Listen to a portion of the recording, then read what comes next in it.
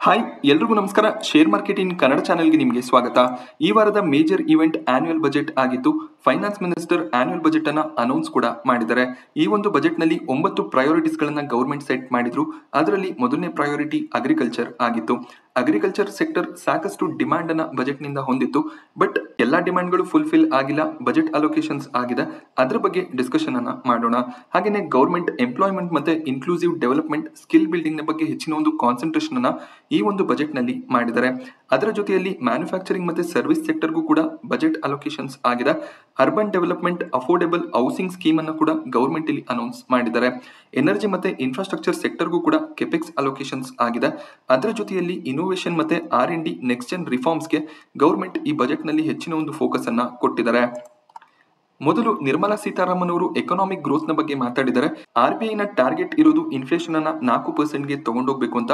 2024 financial year ನಲ್ಲಿ total inflation 5% ನ around ಅಲ್ಲಿ ನಮಗೆ ನೋಡೋದಕ್ಕೆ ಸಿಕ್ಕಿತ್ತು. ಅದು ಈ ಒಂದು ಫಿನಾನ್ಷಿಯಲ್ ಇಯರ್ ನಲ್ಲಿ ಕಡಿಮೆ ಆಗ್ಬೋದು. ಹಾಗೆ 4% ನ ಟಾರ್ಗೆಟ್ ಅನ್ನು RBI ಸೆಟ್ ಮಾಡಿದರೆ ಅದನ್ನ ಅಚೀವ್ ಮಾಡೋದಕ್ಕೆ ನಾವು ಪ್ರಯತ್ನ ಪಡ್ತೀವಿ ಅಂತ ಫೈನಾನ್ಸ್ ಮಿನಿಸ್ಟರ್ ಹೇಳಿದ್ದಾರೆ. ಅದರ ಜೊತೆಯಲ್ಲಿ ಫಿಸ್ಕಲ್ ಡೆಫಿಸಿಟ್ ನ ಬಗ್ಗೆ ಕೂಡ ಮಾತಾಡಿದ್ದಾರೆ. 2025 ಫಿನಾನ್ಷಿಯಲ್ ಇಯರ್ ನ ಫಿಸ್ಕಲ್ ಡೆಫಿಸಿಟ್ಸ್ ಅನ್ನ ನಾವು ಅಬ್ಸರ್ವ್ ಮಾಡೋದಾದ್ರೆ ಗವರ್ಮೆಂಟ್ 2025 ಫಿನಾನ್ಷಿಯಲ್ ಇಯರ್ ನಲ್ಲಿ 32 ಲಕ್ಷ ಕೋಟಿಯಷ್ಟು ಆದಾಯವನ್ನು ಮಾಡುವಂತ ಚಾನ್ಸಸ್ ಇದೆ. ಬೇರೆ ಬೇರೆ ಸೋರ್ಸ್ ಗಳಿಂದ ಅವ್ರಿಗೆ ಏನು ಇನ್ಕಮ್ ಜನರೇಟ್ ಆಗುತ್ತೆ ಅದು 32 ಲಕ್ಷ ಕೋಟಿ ಆಗಿರುತ್ತೆ.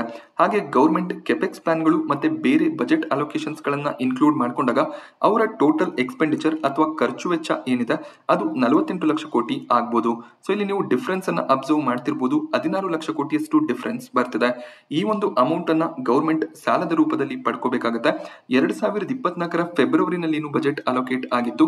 ಆಗ 2025 ಫಿನಾನ್ಷಿಯಲ್ ಇಯರ್ ನಲ್ಲಿ ಗವರ್ಮೆಂಟ್ 15.43 ಲಕ್ಷ ಕೋಟಿಯಷ್ಟು ಸಾಲ ಮಾಡಬಹುದು ಅನ್ನೋದು ಒಂದು ಎಕ್ಸ್ಪೆಕ್ಟೇಷನ್ ಇತ್ತು. ಬಟ್ ಈಗ ಫಿಸ್ಕಲ್ ಡೆಫಿಸಿಟ್ ಕಡಿಮೆ ಆಗ್ತದೆ. ನಮ್ಮ ಟೋಟಲ್ GDP ಏನಿದೆ ಆ GDPಯ 5.1% ನಷ್ಟು ಫಿಸ್ಕಲ್ ಡೆಫಿಸಿಟ್ 2024 ಫೆಬ್ರವರಿನಲ್ಲಿ ನೋಡೋದಕ್ಕೆ ಸಿಕ್ತಿತ್ತು. ಬಟ್ ಈಗ ಅದು 4.9% ಆಗ್ಬೋದು ಅನ್ನೋದು ಒಂದು ಎಕ್ಸ್ಪೆಕ್ಟೇಷನ್ ಇದೆ. ಹಾಗೇನೆ ಗವರ್ಮೆಂಟ್ ನ ಬಾರೋಯಿಂಗ್ ಅಥವಾ ಸಾಲ ಏನಿದೆ ಅದು 14 ಲಕ್ಷ ಕೋಟಿಗೆ ರಿಸ್ಟ್ರಿಕ್ಟ್ ಆಗುತ್ತೆ. ಒಂದು ಕಂಟ್ರಿಯ ಫಿಸ್ಕಲ್ ಡೆಫಿಸಿಟ್ ಕಡಿಮೆ ಆದಾಗ ಆ ಕಂಟ್ರಿ ಎಕನಾಮಿಕಲಿ ಸ್ಟ್ರಾಂಗ್ ಆಗುತ್ತೆ. ಸೊ ಫಿಸ್ಕಲ್ ಡೆಫಿಸಿಟ್ ಅನ್ನ ಆದಷ್ಟು ಕಡಿಮೆ ಮಾಡೋದು ಗವರ್ಮೆಂಟ್ ನ ಉದ್ದೇಶ ಆಗಿರುತ್ತೆ. ಸೊ ಅದೇ ರೀತಿಯಲ್ಲಿ ಗವರ್ಮೆಂಟ್ ಆ ಒಂದು ಟಾರ್ಗೆಟ್ಸ್ ಗಳನ್ನ ಇಟ್ಕೊಂಡಿದ್ದಾರೆ. ಫಸ್ಟ್ ಟೈಮ್ ಎಂಪ್ಲಾಯೀಸ್ ಯಾರು ಮೊದಲನೇ ಬಾರಿಗೆ ಜಾಬ್ ಗೆ ಹೋಗ್ತಿರ್ತಾರೆ ಅವರ ಮೊದಲ ತಿಂಗಳ ಸಂಬಳ 15,000 ಇದ್ರೆ ಅದನ್ನ ಗವರ್ಮೆಂಟ್ ಪೇ ಮಾಡುತ್ತೆ. ಇದು ಎಂಪ್ಲಾಯರ್ಸ್ ಗಳಿಗೂ ಕೂಡ ಪಾಸಿಟಿವ್ ಆಗಿರುತ್ತೆ. ಇದರಿಂದ 2 ಕೋಟಿ ಯೂತ್ಸ್ ಅಡ್ವಾಂಟೇಜ್ ಅನ್ನ ತಗೋಬಹುದು ಅನ್ನೋದು ಫೈನಾನ್ಸ್ ಮಿನಿಸ್ಟರ್ ನ ಉದ್ದೇಶ ಆಗಿದೆ. ಹಾಗೇನೆ ಇದರ ಜೊತೆಯಲ್ಲಿ ಸ್ಕಿಲ್ ಡೆವಲಪ್ಮೆಂಟ್ ಕೂಡ ಗವರ್ಮೆಂಟ್ ಸಾಕಷ್ಟು ಫೋಕಸ್ ಅನ್ನ ಕೊಡ್ತಾ ಇದೆ.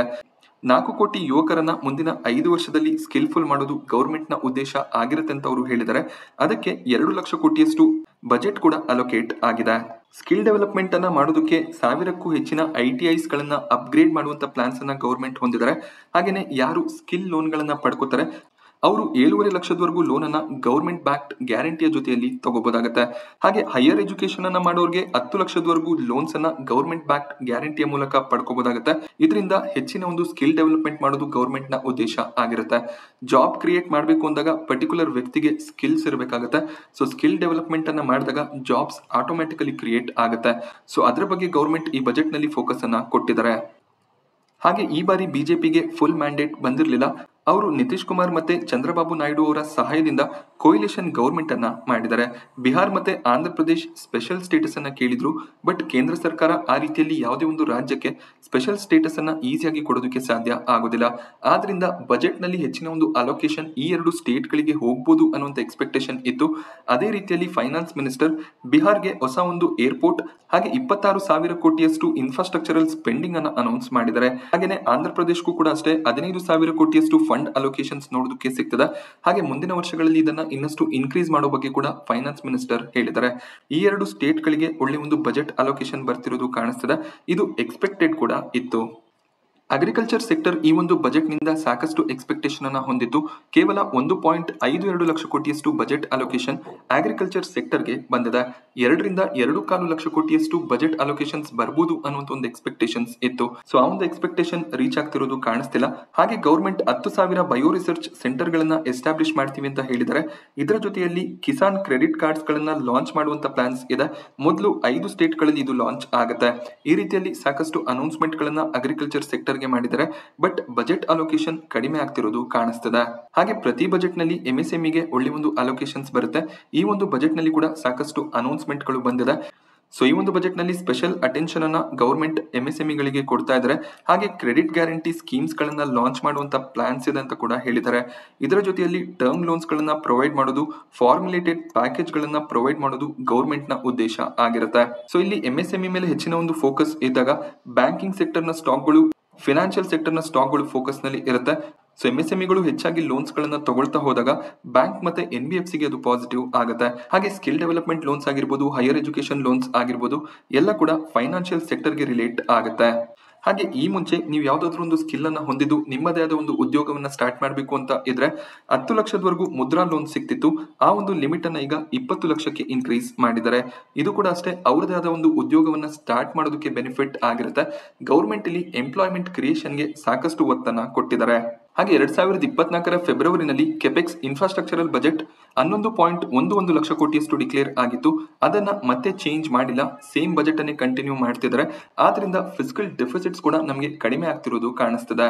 ಅಕಸ್ಮಾತ್ ಏನಾದ್ರೂ ಗವರ್ಮೆಂಟ್ ಕೆಪೆಕ್ಸ್ ಪ್ಲಾನ್ ಅನ್ನ ಇನ್ನಷ್ಟು ಇನ್ಕ್ರೀಸ್ ಮಾಡಿದಿದ್ರೆ ಫಿಸಿಕಲ್ ಡೆಫಿಸಿಟ್ಸ್ ಕೂಡ ಹೆಚ್ಚಾಗಿ ಕಾಣಿಸ್ತಿತ್ತು. ಸೊ ಹೆಚ್ಚಿನ ಒಂದು ಎಕ್ಸ್ಪೆಕ್ಟೇಷನ್ ಇನ್ಫ್ರಾ ರಿಲೇಟೆಡ್ ಸೆಕ್ಟರ್ ನಿಂದ ಕೂಡ ಇತ್ತು. ಬಟ್ ಅಡಿಷನಲಿ 26,000 ಕೋಟಿಯಷ್ಟು budget allocation road connectivity projects ಗಳಿಗೆ ಅಲೋಕೇಟ್ ಆಗಿದೆ. ಅದರ ಜೊತೆಯಲ್ಲಿ critical mineral mission, critical minerals ಗಳನ್ನ ರೀಸೈಕಲ್ ಮಾಡೋದಕ್ಕೆ ಕೂಡ ಗವರ್ಮೆಂಟ್ ಇಲ್ಲಿ ಬಜೆಟ್ ಅನ್ನ ಅಲೋಕೇಟ್ ಮಾಡಿದ್ದಾರೆ. ಅದರ ಜೊತೆಯಲ್ಲಿ 10 ಲಕ್ಷ ಕೋಟಿಯಷ್ಟು ಅಲೋಕೇಶನ್ಸ್ ಅಫೋರ್ಡೆಬಲ್ ಹೌಸಿಂಗ್ ಸೆಕ್ಟರ್ಗೆ ಅಲೋಕೇಟ್ ಆಗ್ತಿದೆ. ಸೊ 1 ಕೋಟಿಯಷ್ಟು ಮನೆಗಳನ್ನ ಅರ್ಬನ್ ಏರಿಯಾದಲ್ಲಿ ಕಟ್ಟೋದು ಗವರ್ಮೆಂಟ್ ನ ಉದ್ದೇಶ ಆಗಿದೆ. ಇದರಿಂದ ಬಡವರಿಗೆ ಮತ್ತೆ ಮಿಡಲ್ ಕ್ಲಾಸ್ ಫ್ಯಾಮಿಲಿಗಳಿಗೆ ತಮ್ಮದೇ ಆದ ಒಂದು ಸ್ವಂತ ಮನೆಯನ್ನ ಕಲ್ಪಿಸಿಕೊಡೋದು ಗವರ್ಮೆಂಟ್ ನ ಪ್ಲಾನ್ ಆಗಿರುತ್ತೆ. ನರೇಂದ್ರ ಮೋದಿ ಅವರು ಸೂರ್ಯಗರ್ ಮುಫ್ತ್ ಬಿಜ್ಲಿ ಯೋಜನಾ ಸ್ಕೀಮ್ ಅನ್ನ ಕೂಡ ಅನೌನ್ಸ್ ಮಾಡಿದ್ರು. ಈ ಒಂದು ಸ್ಕೀಮ್ ನ ಅಂಡರ್ ಅಲ್ಲಿ 1 ಕೋಟಿ ರೂಫ್ ಟಾಪ್ ಗಳನ್ನ ಸಬ್ಸಿಡಿ ರೇಟ್ ನಲ್ಲಿ ಪ್ಲಾಂಟ್ ಮಾಡಿ ಕೊಡ್ತಾರೆ. ಇದರಿಂದ 300 ಯೂನಿಟ್ಸ್ ನಷ್ಟು ಕರೆಂಟ್ ಅನ್ನ ಫ್ರೀ ಆಗಿ ತಗೋಬಹುದಾಗುತ್ತೆ. ಡಿಫೆನ್ಸ್ ಸೆಕ್ಟರ್ ಗೆ ಹೆಚ್ಚಿನ ಒಂದು ಅಲೋಕೇಶನ್ಸ್ ಈ ಬಜೆಟ್ ನಲ್ಲಿ ಬರಲಿಲ್ಲ. ಆಲ್ರೆಡಿ ಇಂಟ್ರೀಮ್ ಬಜೆಟ್ ನಲ್ಲಿ ಏನು ಅಲೋಕೇಶನ್ಸ್ ಇತ್ತು ಅದೇ ಕಂಟಿನ್ಯೂ ಆಗುತ್ತೆ. ಅಡಿಷನಲಿ 1000 ಕೋಟಿಯಷ್ಟು ಅಲೋಕೇಶನ್ ಅನ್ನ ಸ್ಪೇಸ್ ಮತ್ತೆ ನ್ಯೂಕ್ಲಿಯರ್ ಸೆಕ್ಟರ್ ಗೆ ಮಾಡ್ತಿದ್ದಾರೆ. ಇದರಿಂದ ಎಂಟಾರ್ ನಂತ ಸ್ಟಾಕ್ ಗಳಿಗೆ ಪಾಸಿಟಿವ್ ಆಗುತ್ತೆ. BEL, HAL ಕೂಡ ಸ್ಪೇಸ್ ಟೆಕ್ನಾಲಜಿ ಮೇಲೆ ಕೆಲಸ ಮಾಡ್ತಾರೆ. ಸೊ 1000 ಕೋಟಿಯಷ್ಟು ಅಡಿಷನಲ್ ಬಜೆಟ್ ಇಲ್ಲಿ ಅಲೋಕೇಟ್ ಆಗ್ತಾ ಇದೆ. ಹಾಗೆ ಡಿಫೆನ್ಸ್ ಸೆಕ್ಟರ್ ಕೂಡ ಸಾಕಷ್ಟು ಎಕ್ಸ್ಪೆಕ್ಟೇಷನ್ ಅನ್ನ ಈ ಒಂದು ಬಜೆಟ್ ನಲ್ಲಿ ಹೊಂದಿದ್ರು. ಸೊ ಇಂಟ್ರೀಮ್ ಬಜೆಟ್ ನಲ್ಲಿ ಏನು ಬಜೆಟ್ ಅಲೋಕೇಶನ್ಸ್ ಆಗಿತ್ತು ಅದೇ ಬಜೆಟ್ಸ್ ಕಂಟಿನ್ಯೂ ಆಗುತ್ತೆ. ಅದರ ಜೊತೆಯಲ್ಲಿ 1000 ಕೋಟಿಯಷ್ಟು ಬೂಸ್ಟ್ ಅನ್ನ ಸ್ಪೇಸ್ ಮತ್ತೆ ನ್ಯೂಕ್ಲಿಯರ್ ಸೆಕ್ಟರ್ಗೆ ಈ ಒಂದು ಗವರ್ಮೆಂಟ್ ಅಲೋಕೇಟ್ ಮಾಡಿದ್ದಾರೆ. ಹಾಗೇನೆ ತುಂಬಾನೇ ಚರ್ಚೆಯಲ್ಲಿ ಇದ್ದಿದ್ದು tax, capital gain tax increase ಆಗಲ್ಲ, ಕಡಿಮೆ ಆಗ್ಬೋದು ಅನ್ನುವಂತ ಒಂದು ಎಕ್ಸ್ಪೆಕ್ಟೇಷನ್ ಇತ್ತು. ಬಟ್ ಗವರ್ಮೆಂಟ್ ಈ ಮುಂಚೆ ಇದ್ದಂತ ಲಾಂಗ್ ಟರ್ಮ್ ಕ್ಯಾಪಿಟಲ್ ಗೇನ್ಸ್ ಅನ್ನ 10% ನಿಂದ 12.5% ಗೆ ಇನ್ಕ್ರೀಸ್ ಮಾಡಿದ್ದಾರೆ. ಹಾಗೇನೆ ಲಾಂಗ್ ಟರ್ಮ್ ಕ್ಯಾಪಿಟಲ್ ಗೇನ್ಸ್ ನ ಲಿಮಿಟ್ ಅನ್ನು ಕೂಡ ಇನ್ಕ್ರೀಸ್ ಮಾಡಿದ್ದಾರೆ. ಅಂದ್ರೆ ನೀವು ಸ್ಟಾಕ್ ಅಥವಾ ಮ್ಯೂಚುವಲ್ ಫಂಡ್ ಅನ್ನ 1 ವರ್ಷಕ್ಕೂ ಹೆಚ್ಚು ಕಾಲ ಹೋಲ್ಡ್ ಮಾಡ್ಕೊಂಡ್ರೆ ಅದಾದ್ಮೇಲೆ ನೀವು ಅದನ್ನ ಸೆಲ್ ಮಾಡಿದಾಗ ನಿಮಗೆ 1 ಲಕ್ಷದಷ್ಟು ಪ್ರಾಫಿಟ್ ಬಂದ್ರೆ ಅದರ ಮೇಲೆ ಯಾವುದೇ ರೀತಿಯ ಟ್ಯಾಕ್ಸಸ್ ಇರ್ತಿರ್ಲಿಲ್ಲ. ಅದು ಈಗ 1,25,000ಕ್ಕೆ ಇನ್ಕ್ರೀಸ್ ಆಗಿದೆ. ಸೊ ಇನ್ಕ್ರೀಸ್ ಏನೋ ಆಗಿದೆ, ಬಟ್ ಟ್ಯಾಕ್ಸ್ ಕೂಡ ಇನ್ಕ್ರೀಸ್ ಆಗ್ತಿರೋದು ಕಾಣಿಸ್ತದೆ. ಅಂದ್ರೆ 1,25,000 ಮೇಲೆ ನೀವು ಪ್ರಾಫಿಟ್ಸ್ ಅನ್ನ ಮಾಡಿದ್ರೆ ಆ ಒಂದು ಅಮೌಂಟ್ ನ ಮೇಲೆ 12.5% ಟ್ಯಾಕ್ಸ್ ಅನ್ನ ನೀವು ಪೇ ಮಾಡಬೇಕಾಗತ್ತೆ. ಅದರ ಜೊತೆಯಲ್ಲಿ short term capital gain tax 15% ಇತ್ತು, ಅದನ್ನ 20%ಗೆ ಇನ್ಕ್ರೀಸ್ ಮಾಡಿದ್ದಾರೆ. ಸ್ವಿಂಗ್ ಟ್ರೇಡ್ ನಿಂದ ಏನು ಪ್ರಾಫಿಟ್ಸ್ ಗಳನ್ನ ಮಾಡ್ಕೋತೀರಾ ಆ ಪ್ರಾಫಿಟ್ ನ ಮೇಲೆ ಇನ್ ಮುಂದೆ 20% ಟ್ಯಾಕ್ಸ್ ಅಪ್ಲಿಕೇಬಲ್ ಆಗುತ್ತೆ. ಸೊ ಇದು ಬ್ಯಾಡ್ ಡಿಸಿಷನ್ ಆಗಿರುತ್ತೆ. ಸೊ ಇದರ ಇಂಪ್ಯಾಕ್ಟ್ ಖಂಡಿತವಾಗ್ಲೂ ಮಾರ್ಕೆಟ್ ನ ಮೇಲೆ ಇರುತ್ತೆ. ಈ ಒಂದು ನ್ಯೂಸ್ಗೆ ಮಾರ್ಕೆಟ್ ರಿಯಾಕ್ಟ್ ಕೂಡ ಮಾಡಿತ್ತು, ಬಟ್ ಅದಾದ್ಮೇಲೆ ಮಾರ್ಕೆಟ್ ಸ್ಲೋ ಆಗಿ ರಿಕವರ್ ಆಗಿದೆ. ಬಟ್ ಲಾಂಗ್ ಟರ್ಮ್ ನಲ್ಲಿ ಇದರ ಇಂಪ್ಯಾಕ್ಟ್ ಇದ್ದೇ ಇರುತ್ತೆ. ಹಾಗೆ FNO ಮಾಡೋರ್ಗೂ ಕೂಡ ಒಂದು ಬ್ಯಾಡ್ ನ್ಯೂಸ್ ಇದೆ. STT ಚಾರ್ಜಸ್ ಇನ್ಕ್ರೀಸ್ ಆಗ್ತಿರೋದು ಕಾಣಿಸ್ತದೆ. 0.01% ಇದ್ದಂತ STT ರೇಟ್ 0.02% ನಷ್ಟು ಆಗಿದೆ. ಸೊ ಕಡಿಮೆ ಅಂತ ಕಾಣಿಸುತ್ತೆ, ಬಟ್ ನೀವು ರೆಗ್ಯುಲರ್ ಆಗಿ ಟ್ರೇಡ್ಸ್ ಮಾಡ್ತಿರುವಾಗ ಆ ಅಮೌಂಟ್ ಇನ್ಕ್ರೀಸ್ ಆಗ್ತಾ ಹೋಗುತ್ತೆ. ಹಾಗೇನೆ ನ್ಯೂ ಟ್ಯಾಕ್ಸ್ ರೆಜಿಮ್ ಅಲ್ಲಿ ಚೇಂಜಸ್ ಬರ್ಬೋದು ಅನ್ನುವಂತ ಎಕ್ಸ್ಪೆಕ್ಟೇಷನ್ ಇತ್ತು. ಸೊ ಈಗ 0 ಇಂದ 3 ಲಕ್ಷದವರೆಗೂ ಯಾವುದೇ ರೀತಿಯ ಇನ್ಕಮ್ ಇರೋದಿಲ್ಲ. ಇದು ನ್ಯೂ ರೆಜಿಮ್ ನ ಚೇಂಜಸ್ ಮಾತ್ರ ಆಗಿರುತ್ತೆ. ಓಲ್ಡ್ ಟ್ಯಾಕ್ಸ್ ರೆಜಿಮ್ ನಲ್ಲಿ ಯಾವುದೇ ರೀತಿಯ ಚೇಂಜಸ್ ಆಗಿಲ್ಲ. 3 ರಿಂದ 7 ಲಕ್ಷದವರೆಗೂ 5% ನಷ್ಟು ಟ್ಯಾಕ್ಸ್ ಅನ್ನ ಪೇ ಮಾಡಬೇಕಾಗುತ್ತೆ. 7 ರಿಂದ 10 ಲಕ್ಷದ ಇನ್ಕಮ್ಗೆ 10% ನ ಟ್ಯಾಕ್ಸಸ್, ಹಾಗೆ 10 ರಿಂದ 12 ಲಕ್ಷಕ್ಕೆ 15% ನ ಟ್ಯಾಕ್ಸಸ್ ಅಪ್ಲಿಕೇಬಲ್ ಆಗಿರುತ್ತೆ. 15 ಲಕ್ಷದ ಮೇಲೆ ನಿಮ್ಮ ಇನ್ಕಮ್ ಇದ್ರೆ 30% ನ ಸ್ಟ್ಯಾಂಡರ್ಡ್ ಟ್ಯಾಕ್ಸಸ್ ಅಪ್ಲಿಕೇಬಲ್ ಆಗುತ್ತೆ. ಸೊ ಮುಂಚೆ ನಾವು ಅಬ್ಸರ್ವ್ ಮಾಡಿದಾಗ 3 ಲಕ್ಷದವರೆಗೂ ಯಾವುದೇ ರೀತಿಯ ಟ್ಯಾಕ್ಸಸ್ ಇರಲಿಲ್ಲ. ಅದನ್ನೇ ಗೌರ್ಮೆಂಟ್ ಇಲ್ಲಿ ಮೇಂಟೈನ್ ಮಾಡ್ತಿದ್ದಾರೆ. ಹಾಗೆ 3ರಿಂದ 6 ಲಕ್ಷದ ಇನ್ಕಮ್ ನವರೆಗೂ 5% ನಷ್ಟು ಟ್ಯಾಕ್ಸಸ್ ಇರ್ತಿತ್ತು, ಅದನ್ನ ಈಗ 7 ಲಕ್ಷಕ್ಕೆ ಇನ್ಕ್ರೀಸ್ ಮಾಡಿದ್ದಾರೆ. ಹಾಗೆ 6ರಿಂದ 9 ಲಕ್ಷದ ಇನ್ಕಮ್ಗೆ 10% ನಷ್ಟು ಟ್ಯಾಕ್ಸ್ ಅಪ್ಲಿಕೇಬಲ್ ಆಗ್ತಿತ್ತು, ಅದನ್ನ ಈಗ 7ರಿಂದ 10 ಲಕ್ಷಕ್ಕೆ ಇನ್ಕ್ರೀಸ್ ಮಾಡಿದ್ದಾರೆ. ಸೊ ಲೋವರ್ ಇನ್ಕಮ್ ಇರೋರಿಗೆ ಈ ಒಂದು ಟ್ಯಾಕ್ಸ್ ಸ್ಲ್ಯಾಬ್ ಚೇಂಜಸ್ ಸ್ವಲ್ಪ ಬೆನಿಫಿಷಿಯಲ್ ಆಗಿರುತ್ತೆ. ಹಾಗೆ 50,000ದ ಸ್ಟ್ಯಾಂಡರ್ಡ್ ಡಿಡಕ್ಷನ್ ಏನಿತ್ತು ಅದನ್ನ 75,000ಕ್ಕೆ ಇನ್ಕ್ರೀಸ್ ಮಾಡಿದ್ದಾರೆ. ಇದರಿಂದ ಕೂಡ ಮಿಡಲ್ ಕ್ಲಾಸ್ಗೆ ಸ್ವಲ್ಪ ಟ್ಯಾಕ್ಸ್ ಸೇವಿಂಗ್ಸ್ ಆಗುತ್ತೆ. ಬಟ್ ಓಲ್ಡ್ ಟ್ಯಾಕ್ಸ್ ರೆಜಿಮ್ ನಲ್ಲಿ ಯಾವುದೇ ರೀತಿಯ ಚೇಂಜಸ್ ಆಗಿಲ್ಲ. ನೀವು ಹೌಸ್ ಲೋನ್ ಅನ್ನ ಹೊಂದಿದ್ರೆ, PPF ನಲ್ಲಿ ಇನ್ವೆಸ್ಟ್ಮೆಂಟ್ ಅನ್ನ ಮಾಡ್ತಿದ್ದು, ಸೇವಿಂಗ್ಸ್ ಅನ್ನ ಮಾಡ್ತಿದ್ರೆ ಅಂತವ್ರಿಗೆ ಯಾವುದೇ ರೀತಿಯ ಟ್ಯಾಕ್ಸ್ ರಿಲೀಫ್ ಸಿಕ್ಕಿಲ್ಲ.